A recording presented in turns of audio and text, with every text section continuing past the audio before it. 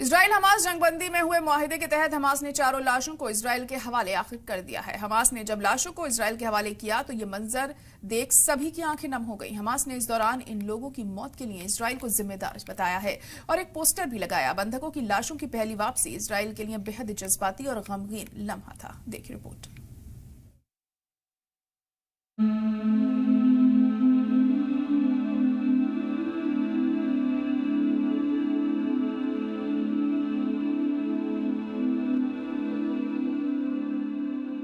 दुनिया में हर तस्वीर कुछ बोलती है, लेकिन कुछ तस्वीरें ऐसी होती हैं जो कलेजे को कुरेद देने वाली होती है।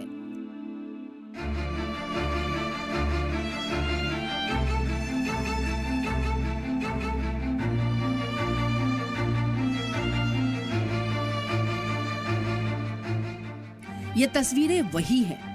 इजराइल हमास जंगबंदी मुआहदे के बीच आई ये तस्वीरें कलेजा चीरने वाली है।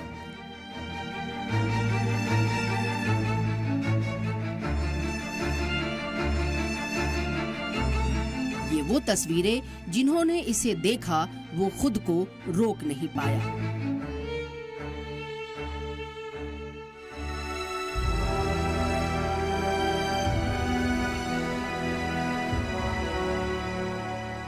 चल रहे जंगबंदी मुआहदे के तहत हमास ने 4 मारे गए बंधकों की लाशें इजराइल को सौंपी है। जुमेरात को हमास की तरफ से लाशों को रेड क्रॉस को सौंपे जाने के बाद 4 इजरायली बंधकों के ताबूतों को एक काफिले में तेल अवीव ले जाया गया। ये कार्रवाई गाजा में चल रही जंगबंदी मुआहदे का हिस्सा है। 3 ताबूतों में एक मां और उसके 3 छोटे बच्चों के बाकियात हैं, जो मुबैना तौर पर कई महीने पहले एक इजरायली हमले में मारे गए थे। 7 अक्टूबर 2023 को साउथ इजराइल में अपने आबाई घर से अपने वालिदैन के साथ अगवा के वक्त 9 महीने और 4 साल की उम्र के इन बच्चों के पास जर्मन और इजरायली दोनों शहरियत थी।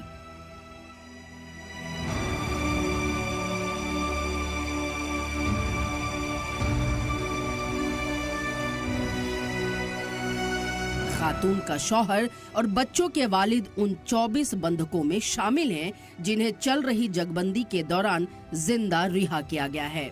हमास का दावा है कि चौथे ताबूत में 84 साल के मर्द बंधक और कारकुन ओडेड लिफ्शिट्ज की लाश है, जिन्होंने अपनी जिंदगी इजराइल और फिलिस्तीनियों के बीच पुरअमन मुस्तकबिल को बढ़ावा देने के लिए लगा दी थी। हमास ने 4 बंधकों की लाशों को काले ताबूत में स्टेज पर रखा था।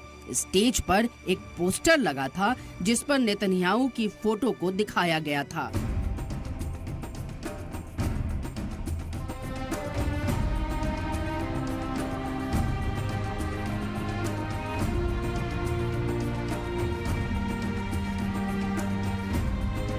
और बिबास परिवार के मरने का जिम्मेदार इजरायली पीएम नेतन्याहू को बताया गया था।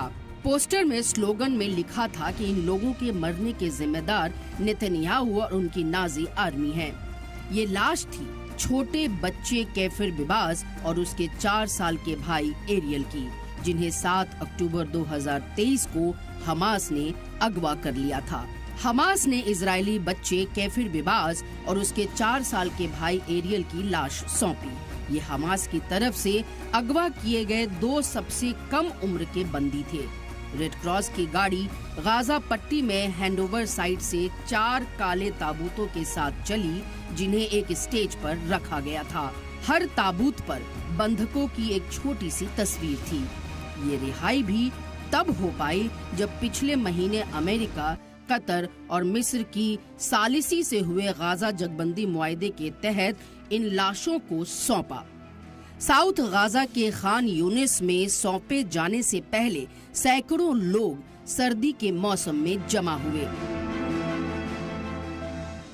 काले वर्दी में हमास के लड़ाकों ने पहले इलाके का दौरा किया था। कैफिर बिबास 9 महीने का था जब बिबास परिवार, जिसमें उनके वालिद याडेन भी शामिल थे, उन्हें किबुत्स नीर ओज में अगवा कर लिया गया था, जो गाजा के पास के तबकों की एक सीरीज में से एक है, जिसे 7 अक्टूबर को गाजा से हमास की कयादत वाले हमलावरों ने खत्म कर दिया था। हमास ने नवंबर 2023 में कहा कि लड़के और उनकी मां एक इजरायली हवाई हमले में मारे गए थे, लेकिन उनकी मौत से इजरायल लगातार इनकार करता रहा है। इजरायली अफसरों ने आखिरी वक्त में भी ये मानने से इनकार कर दिया कि वे मर चुके हैं। इस महीने कैदियों के लिए बंधकों के अदला बदली में याडिन विबास को वापस कर दिया गया था, लेकिन परिवार ने इस हफ्ते कहा कि जब तक उन्हें लड़कों और उनकी मां के साथ क्या हुआ उसकी आखिरी तस्दीक नहीं मिल जाती, तब तक उनका सफर खत्म नहीं होगा। जगबंदी मुआहदे के पहले फेज के तहत हमास ने तकरीबन 2000 फिलिस्तीनी कैदियों और बंदियों के बदले में 33 बंधकों को रिहा करने पर इत्तेफाक राय जाहिर की।